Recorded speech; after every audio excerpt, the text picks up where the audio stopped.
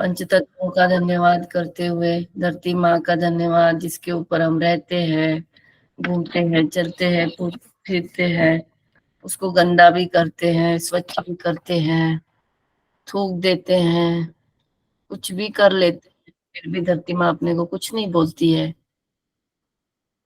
सहन शक्ति अगर हमें सीखनी है तो धरती माँ से सीखनी होगी, है ना। सब कुछ सहन कर लेती है धरती माँ, भी हमें वहां पे रहने को जगह देती है। क्या कुछ होता है धरती पर, अगर सोचो विचार करो तो देखो कितना कुछ हो रहा है धरती पर, और उसे हम माँ भी कहते हैं। इतना सोच समझ के हमारी हर क्रिया होनी चाहिए, इसके ऊपर चिंतन करना चाहिए। म्यूट करें, कोई अनम्यूट है म्यूट रखे, इंदिरा मुद्दा म्यूट रखे।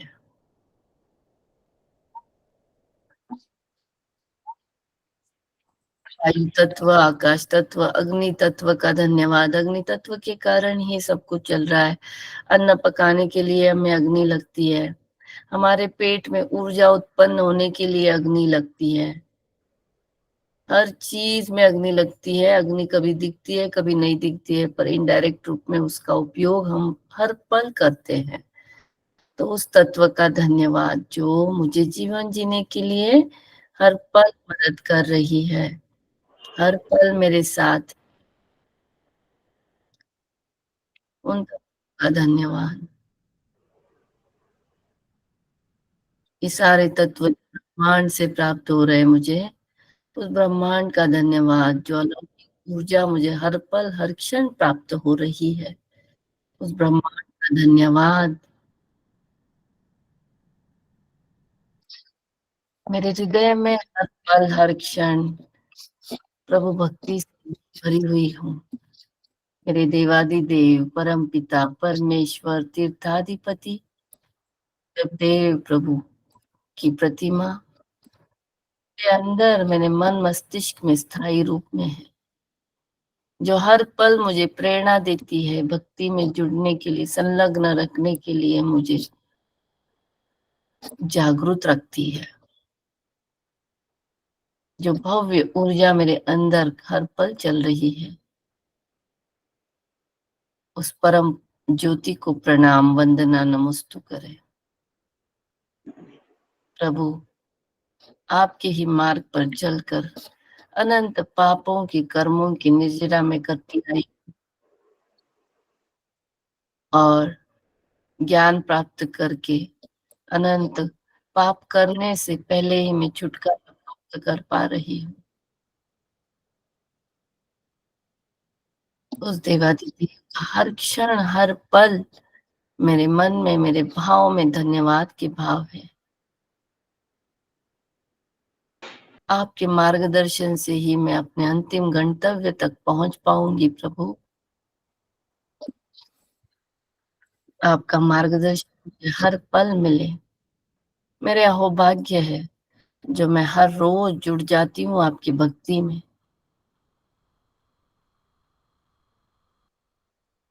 प्रभु आपकी कृपा मुझ पर निरंतर निरंतर बरसाए रखना। आपके साथ संलग्न होकर ही मेरे शारीरिक मानसिक आर्थिक आध्यात्मिक सारे संकल्प पूर्ण हो रहे हैं, सभी संकल्पों की पूर्ति हो रही है, सारे सांसारिक प्रश्न मेरे छूटते जा रहे हैं। मैं प्रगति प्रगति और प्रगति के मार्ग पर आगे बढ़ जा रही हूँ। प्रभु आपका साथ हो तो मेरा अंतिम गंतव्य भी मुझसे दूर नहीं है। मैं उस मोक्ष सीढ़ी पे चढ़ जाऊं, वहां तक मेरा साथ दे प्रभु। हर क्षण जागृत अवस्था में रहूं,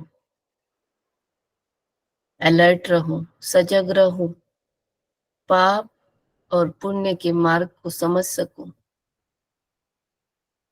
हर पल मेरे अंदर मदद की भावना दया की भावना जागृत रहे, हर जीव पे मैं दया कर पाऊं,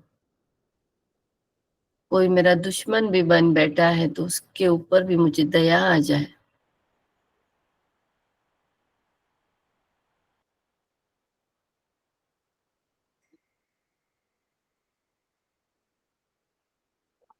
मैत्री भाव मेरे अंदर जागृत रहे। कुछ कुछ पलों के लिए मैं धरती पर हूँ प्रभु, वापिस मुझे आगे बढ़ना है। जितने भी पल मैं इस धरती पर हूँ, सबके साथ प्रेम भाव, प्रेम पूर्वक व्यवहार रखूं।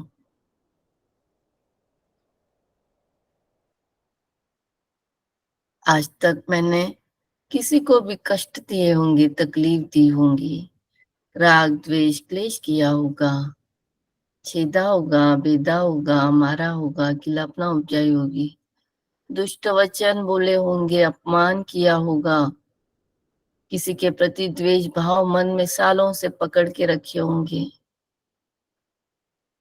ऊंच नीच की होगी, भेदभाव किया होगा, मन को किसी के समझा नहीं होगा, अपनेपन के भाव कभी जागृत नहीं किए, किसी का अपमान कर दिया होगा, ऐसे कोई भी भावनाओं से मेरे दुष्कृत्यों के कारण किसी के भी मन को कण मात्र भी ठेस पहुंची होगी। आज उन सारे कर्मों को मैं पूर्णतः याद करके सबको क्षमा मांगना चाहती हूँ प्रभु, माफी मांगती हूँ। सभी मुझे क्षमा करे, अपने बंधनों से मुक्त करे। अज्ञानता के कारण मैंने कैसे कैसे रास्ते अपनाए, कौन से जाल बिछाए होंगे, किसी किसी को क्या क्या व्यवहार किया होगा। आज उन सारे बंधनों से सबको माफी मांगते हुए सभी मुझे मुक्त करे बंधनों से, और सभी मेरे साथ मैत्री भाव के संबंध बनाए, अनंत भवों में भी और इस भव में भी। आज का भव जो भी है, जिस किसी के साथ मैंने जो गलत किया है, उस व्यक्ति को याद करके क्षमा याचना करे, माफी मांगे।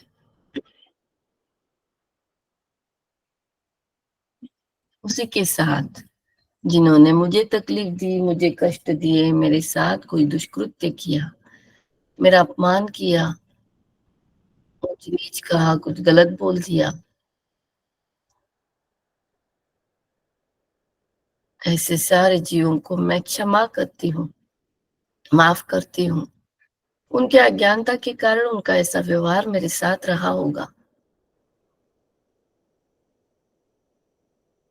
यही सोचकर सबको माफ करते हुए सबके साथ मैत्री भाव प्रस्थापित करती हूँ, सभी को बंधनों से मुक्त करती हूँ। सभी मेरे अपने हैं, सभी मेरे जैसे ही है, कोई ऊंच नीच नहीं, कोई भेदभाव नहीं। कुछ क्षणों के लिए हम सब साथ में हैं, फिर पता नहीं कौन कहाँ चला जाए। यही समझते हुए सबके साथ मैत्री भाव प्रस्थापित करते हुए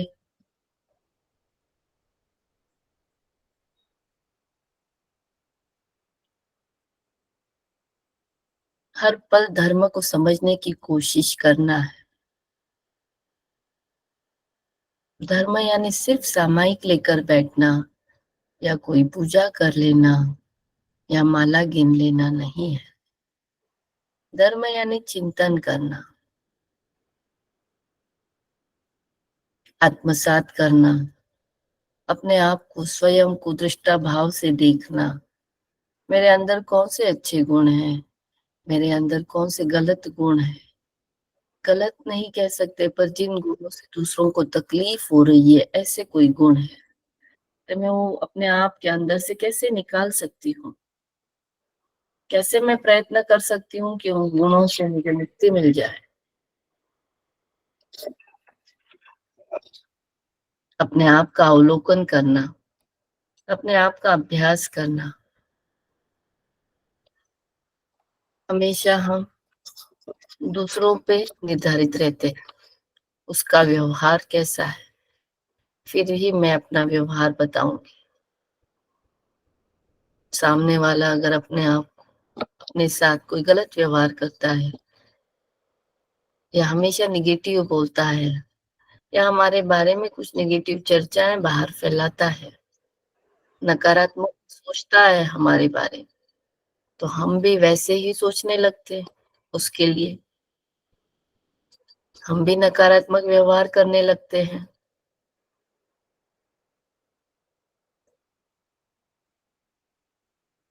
क्या ये सही है? क्या ऐसा व्यवहार हमने करना चाहिए? अगर ऐसे करते हो तो स्वयं को पूछो, कहाँ से मैं जैन हूँ? कौन से एंगल से मैं जैन हूँ? अगर मैं दुश्मनी के भाव को आगे बढ़ाती हूँ, अपमान करने की भावना मेरे अंदर हर पल चलती है। इस दुनिया में हर व्यक्ति के साथ 100 लोगों में से 80 लोग आपके साथ होंगे और 20 लोग आपके अपोजिशन में होंगे हर क्षण। कोई रीजन नहीं, कोई बात नहीं, कुछ भी नहीं, फिर भी ऐसे होगा। हर एक के साथ ये हो रहा है, तो मैं अकेली अलग कैसे हो गई? सबके साथ यही हो रहा है। एक व्यक्ति आपके बारे में बहुत गलत बोलेगा, आपका अपमान करेगा, आपको नीचा दिखाने की कोशिश करेगा और 80 लोग आपके हाँ में हाँ मिलाएंगे, आपकी तारीफ करेंगे, आपके साथ रहेंगे। फिर भी ध्यान कहाँ जा रहा है? एक व्यक्ति पर। क्यों वो व्यक्ति मेरे साथ ऐसा व्यवहार कर रहा है?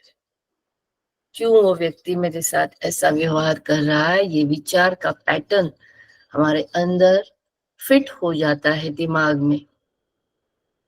किसी को नींद ना लगे इसलिए अपने आप के लिए 5 तालियां बजा लीजिए।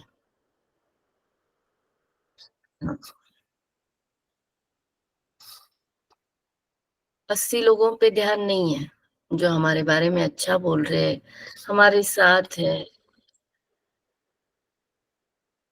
हमारे सुख दुख में हमारे साथ है, उस पे ध्यान नहीं जाता है।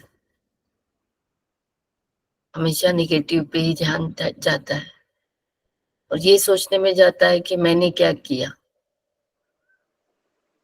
तो इसमें कितना टाइम वेस्ट हो रहा है?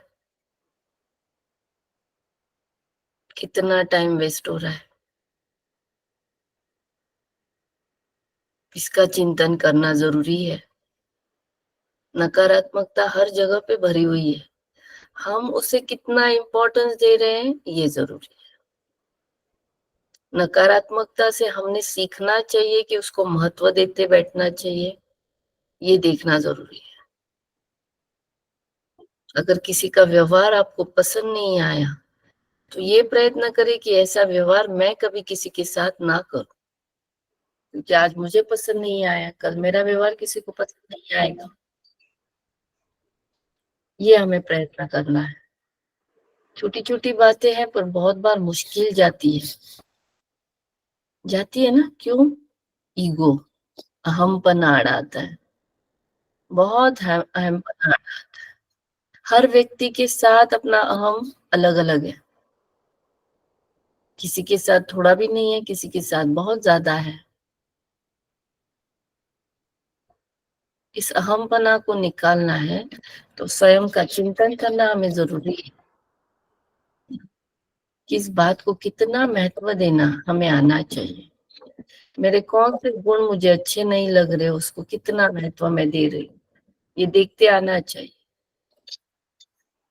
ये प्रयत्न रहे कि हर कोई मुझसे प्यार से बात करे, पर हम किसी पे जबरदस्ती नहीं कर सकते, है ना? कभी कभी आपकी अच्छाइयों से भी कोई व्यक्ति जलेगा और उस जलन के कारण आपके साथ वो व्यवहार अच्छा नहीं करेगा।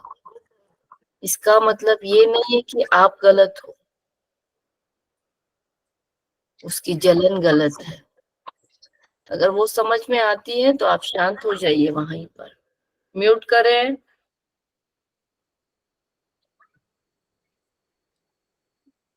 वहीं पे अपने आप को, स्वयं को शांत करने की जरूरत है। कभी-कभी किसी के मन में अपने प्रति जलन ना देखते हुए अपने अंदर अग्नि आक्रोश पैदा हो जाता है, जो हम स्वयं भी सह नहीं पाते हैं। उसे कंट्रोल करते आना चाहिए। जीवन में हमारे शांति लाने का मतलब है क्या? क्यों यहाँ-वहाँ भटकने की ज़रूरत है? मुझे शांति चाहिए।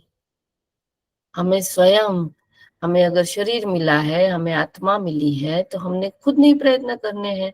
हमारे जीवन में हमने शांति कैसे लानी है? घर में 5 लोग हैं, अलग-अलग परिस्थितियाँ बनेगी। उस पाँचों परिस्थितियों में मैं कैसे अपने आप को अंदर से शांत रखूँ? ये प्रयत्न हमें करने होंगे। अगर उन परिस्थितियों से अलिप्त रहोगे तो अपने आप स्वयं शांत रह पाओगे। शांत रहने के लिए बहुत सारी बातें चाहिए, जैसे कंपैरिज़न। कोई भी बात के लिए किसी के भी साथ कंपैरिज़न करना। उसकी साड़ी अच्छी इतनी भारी है, मेरे पास तो ऐसी साड़ी है ही नहीं। फिर हस्बैंड के साथ झगड़ा करेंगे, आप पैसे दे, मेरे पास इतना महँगा-महँगा कुछ है नहीं। उसकी परिस्थिति क्या है, मेरे घर में अंदर परिस्थिति क्या है, ये समझने की ताकत हमारे अंदर चाहिए। कितनी भी महँगी साड़ी पहनोगे, कितनी देर पहनोगे? और साथ में लेके जाओगे क्या? नहीं। क्यों पहनना है? सिर्फ़ उस व्यक्ति को दिखाने के लिए पहनना है, अपने अपने खुद के लिए नहीं। मुझे भी दिखाना है। कितने दिन, कितने साल दिखाओगे? गुण को दिखाओ तो लोग आपको चिपक के रहेंगे। इसलिए अपने आप को निखारो, स्वयं के गुणों को निखारो। बहुत अच्छे बन गए और थोड़ा और अच्छा बनने की कोशिश करो। कैसे गुण निखरेंगे? जब जब मदद करते चालू कर देंगे, औरों को मदद करना, दान करना, भावनिक मदद करना, शब्दों से मदद करना, प्यार से मदद करना, अपने आप गुण बदलते जाएँगे। कामवालियों के साथ व्यवहार, अपनी बहुओं के साथ व्यवहार, अपने आप गुण बदलते जाएँगे। स्वयं को देखोगे, कैसी थी मैं और कैसे हो गई हूँ। हर एक के मन में कहीं न कहीं कंपैरिज़न की भावना आती ही आती है। देरानी-जेठानी, ननंद-भौजोई, सहेलियाँ और कुछ और कुछ। तो मुझे कंपेयर कितना और कहाँ तक करना है? मुझे ये कहाँ लेके जाएगा ये कंपैरिज़न? मैं कौन-सी बातों में अटक जाऊँगी? ये चिंतन करते आना चाहिए। जैसे ही ये संभाव मन में आ जाता है, उस भावना को कंट्रोल करते आना चाहिए। मैं कहाँ अटक रही हूँ? क्यों ऐसा विचार आ रहा है मेरे अंदर? क्या ज़रूरत है मुझे उसके साथ कंपेयर करने की? कंपेयर करना है तो गुणों का कंपैरिज़न करना। उस व्यक्ति में कितने गुण हैं और मेरे अंदर कितने हैं? तो मैं कैसे बढ़ाऊँ अपने गुणों को? अच्छी बातों का कंपैरिज़न। कोई व्यक्ति आपको अच्छा लगता है, तो क्यों लगता है ये ढूँढो और वो वैसा ही खुद भी बनने की कोशिश करता है।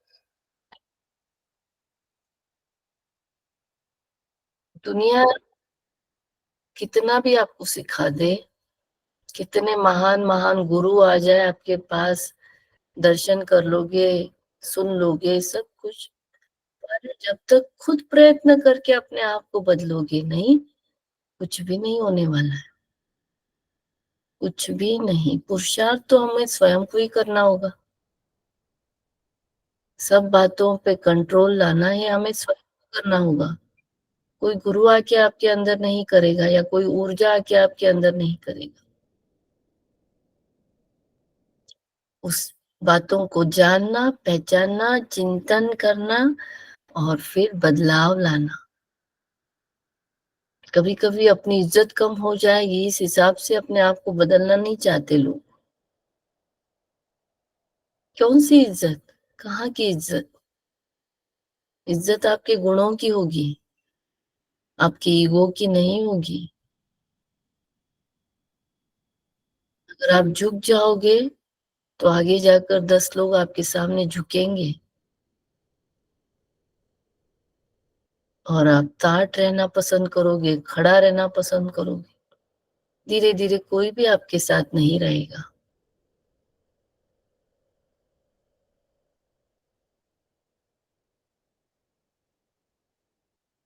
ईगो बहुत बेकार चीज़ है। अच्छे-अच्छों का सब कुछ बिगाड़ देती है।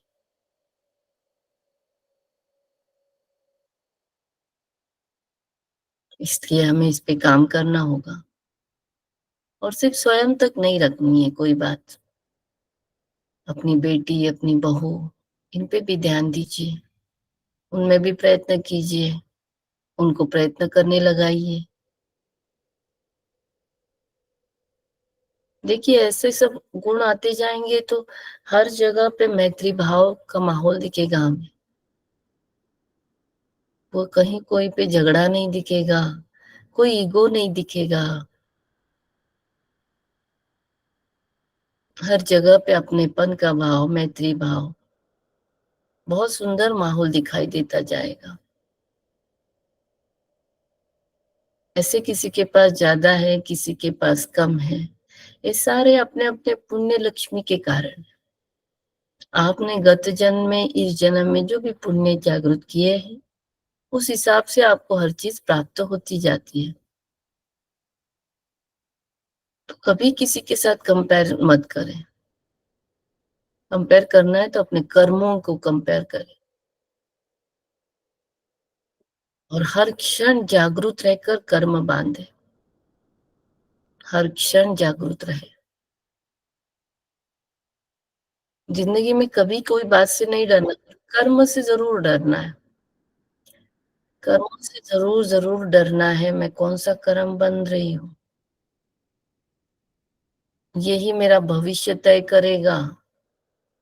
आज मैं ऐसा कुछ कर रही हूँ, उसके कारण भविष्य में, आने वाले भविष्य में यही से मेरे साथ हो सकता है, ये सोचकर कोई भी कदम उठाना।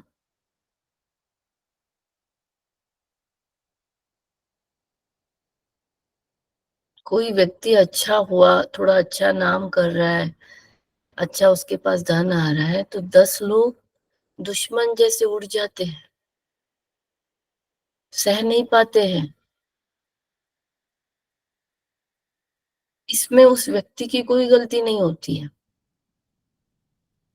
इन सारे जीवों में जलन के भाव जागृत हुए होते हैं। उन 10 व्यक्तियों में से मैं ना बनूं, ये हमें सीखना है। प्रोत्साहन दे, कोई आगे बढ़ रहा है ना, तो उसको प्रोत्साहन दीजिए।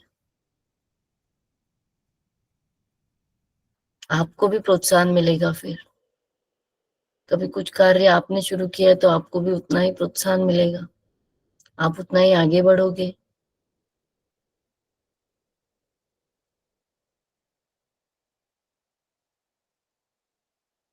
बहुत मुश्किल है राग, द्वेष, क्लेश, जेलसी, ईगो, इनको हटाना, पर प्रयत्न किए बिना कुछ भी नहीं हटेगा।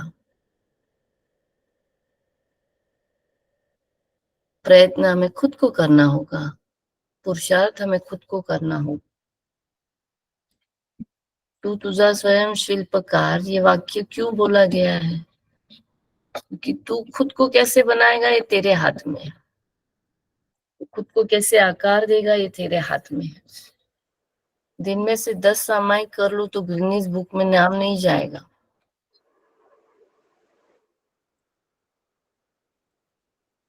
उन 10 सामायिक में मेरा ध्यान कितना लगा, उसके ऊपर आपका आगे का भविष्य निर्धारित। अपने विचारों में क्या चलता है उसका अभ्यास करें। हर पल जब मैं बैठती हूँ या क्लास में हूँ या और कोई बात में हूँ, मेरे अंदर क्या चल रहा है, कौन सा विचार चल रहा है, इसके ऊपर ध्यान देना बहुत जरूरी है। 80,000 विचार दिमाग में आते हैं एक दिन में। उसमें से कितने विचार अच्छे हैं, कितने विचार मेरे फायदे के हैं, कितने विचार मेरी प्रगति कराएंगे, ये इसका अवलोकन जरूरी है।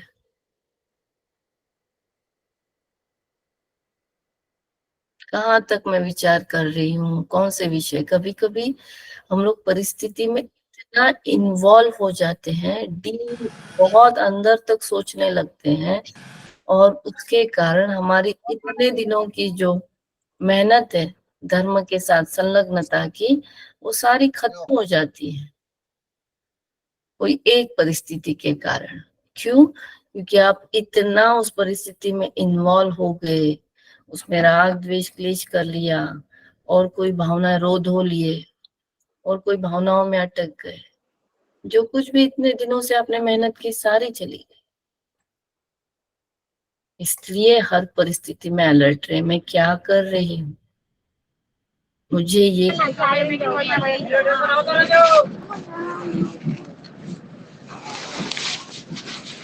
मुझे ये करना है क्या, इस बात के लिए अलर्ट रहना बहुत जरूरी है। धुन में आकर कहीं कभी कोई भी स्टेप हम उठा लेते हैं, गुस्से में आकर हम स्टेप उठा लेते हैं, और फिर बाद में पछतावा भी होता है।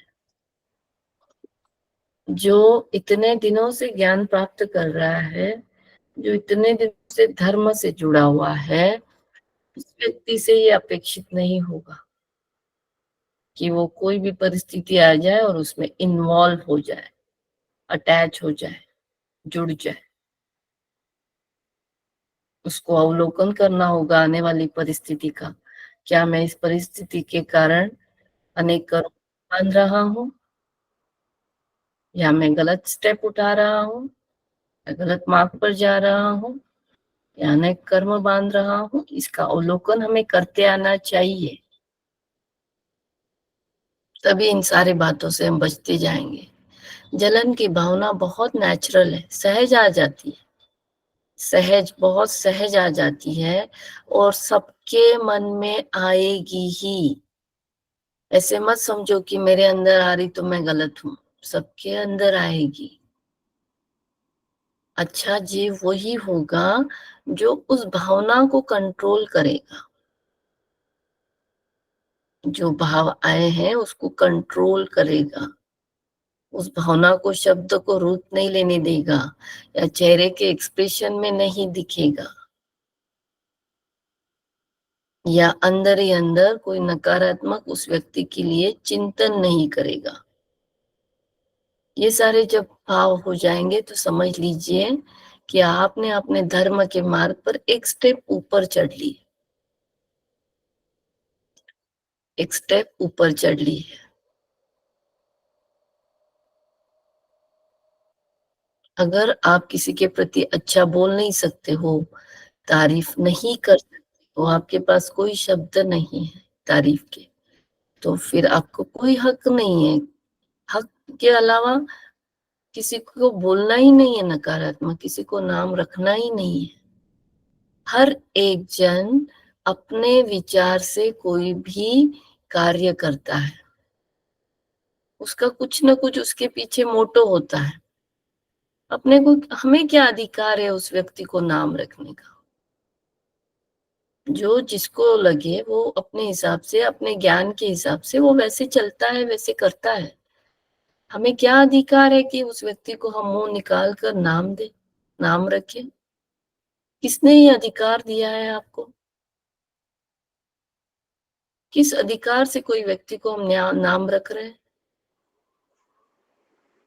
निंदा सबसे बड़ा गुनाह है, बहुत बड़ा पाप है ये, और बहुत बुरी तरीके से भोगना पड़ता है, बहुत बुरी तरीके से भोगना पड़ता है। इसलिए हमेशा निंदा से बचो। कोई बोल रहा है ना, तो आप उठ जाओ वहां से, कानों में मत पड़ने दो। सुनने वाला भी उतना ही पापी है। कभी किसी के बारे में गलत नहीं सुनूंगी, इस प्रयत्न में रहो। लोगों को पंचायती की बहुत जरूरत होती है ना, गप्पे मारने के लिए दूसरों के घरों की पंचायती लगती है। इसके घर में क्या चल रहा है, उसकी इसने ऐसा किया, उसने वैसा किया, फिर इसने ऐसे बोला वैसे बोला। बोलो बोल के वो परिस्थिति खत्म भी हो गई, पर आप जो रिपीट बोलकर वापिस उस परिस्थिति को निर्माण किए हैं ना, वो भविष्य में आपके साथ सेम वही परिस्थिति होने वाली है। ये लिख कर रखो, यही परिस्थिति आपके साथ होने वाली है। कोई पंचायत में आपको पढ़ना नहीं है। कोई भी विषय में जो भी नकारात्मक विषय चल रहे हैं, वहां पे पढ़ना ही नहीं है आपको, बैठना नहीं, उठ जाना है वहां से, सुनना भी नहीं और ना बोलना है। हाँ, कोई किसी की तारीफ कर रहा है तो जरूर तारीफ कीजिए, और ज्यादा कीजिए, कम नहीं। और कोई गलत बोल रहा है, अगर उसको आप मार्गदर्शन कर सकते हो अपने भाषा में, तो जरूर मार्गदर्शन करना कि तू गलत बोलने के कारण क्या तेरे साथ होने वाला है, किस अधिकार से किस व्यक्ति को तू नाम रख रहा है। ये समझाने की कोशिश जरूर करना। 10 वाक्य में से एक आध वाक्य से तो भी उसके जीवन में फर्क पड़ेगा। जरूर प्रयत्न करना उसको पाप से बचाने के लिए। वो भी बहुत बड़ी धर्म दलाली होगी आपकी। हर पल प्रयत्न करना है कि मेरा पुण्य कैसे बढ़े। हर पल, कोई भी परिस्थिति में आपका व्यवहार ऐसा हो कि आपका पुण्य कैसे बढ़े, इस पे ध्यान दीजिए। दया पे ध्यान देना, मदद पे ध्यान देना, किसको कैसे मदद कर सकती हूँ, कौन सी चीजों से मदद कर सकती हूँ। पल में जिंदगी बदल जाएगी, भाग्य बदल जाएगा, नसीब बदल जाएगा। एक बार भी पूजा करो ना, तो पूर्ण अहोभाव भक्ति भाव उस जिनेश्वर को समर्पित होकर करना, रातों रात तकदीर बदल जाएगी। इतनी पावरफुल ऊर्जा है हमारे तीर्थंकरों में। सिर्फ नाम लेने मात्र से, उनका एक बार नाम लेने मात्र से, कैसे शुद्ध भावों से, अंतःकरण से, हृदय से जीवन बदल जाएगा। 1000 माला गूंजने से भी कुछ नहीं होगा, उतना एक नाम शुद्ध भाव से लेने से होगा।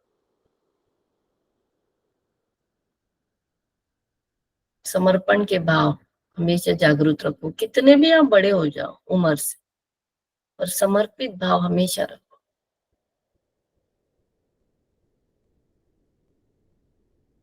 यही सारे गुण हमारे अंतिम गंतव्य तक पहुंचने के लिए हमें मदद करेंगे। आसान होगा, किसी की जरूरत नहीं पड़ेगी, खुद का मार्ग खुद बनाओगे। बहुत जिंदगी में आगे बढ़ना है तो पहले अंदर झांकना जरूरी है। मेरे अंदर क्या है और मुझे क्या नहीं चाहिए मेरे अंदर, इसके ऊपर अवलोकन करना बहुत ज्यादा जरूरी है। मुझे लगता है सबको ये बातें आज समझ में आई होगी।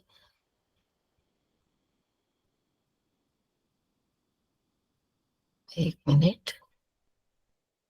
बराबर है जी जी। अच्छा, सभी ने इसका जीवन में अवलोकन करना है, अभ्यास करना है, चिंतन करना है। डिस्कशन में कोई अर्थ नहीं है, कोई बातों पे डिस्कशन करना ही जरूरी नहीं है, पर उस पे चिंतन करना बहुत जरूरी है कि मैंने आज क्या सुना है और मुझे मेरे जीवन में मुझे क्या चाहिए, मुझे क्या बनना है। एक ध्येय बनाइए, लक्ष्य बनाइए, तभी कुछ फर्क आएगा, बदलाव आएगा हमारी जिंदगी में। आपको बदलते देखते हुए आपके परिवार वाले भी और अच्छे हो जाएंगे, उनमें भी बदलाव आएगा। परिवार अच्छा होगा, समाज अच्छा होगा। कहीं ना कहीं आप शुरुआत करोगे एक अच्छा समाज, सुदृढ़ समाज बनने के लिए आपकी शुरुआत होगी। तो हमें कहीं पे भी पीछे नहीं हटना है। अपने दुर्गुणों को निकालने के लिए कोई इज्जत कम नहीं हो रही है। है ना? स्वाभिमान से और गर्व से कहो कि मेरा ये गुण खराब है और मुझे ये निकालने का मुझे प्रयत्न करना है, और पूर्णतः 100% दीजिए उस गुण को निकालने के लिए। अपने आप को बदलने के लिए हर बार 100% दीजिए, 100% मेहनत कीजिए, जो चाहिए वो आपका हो जाएगा फिर।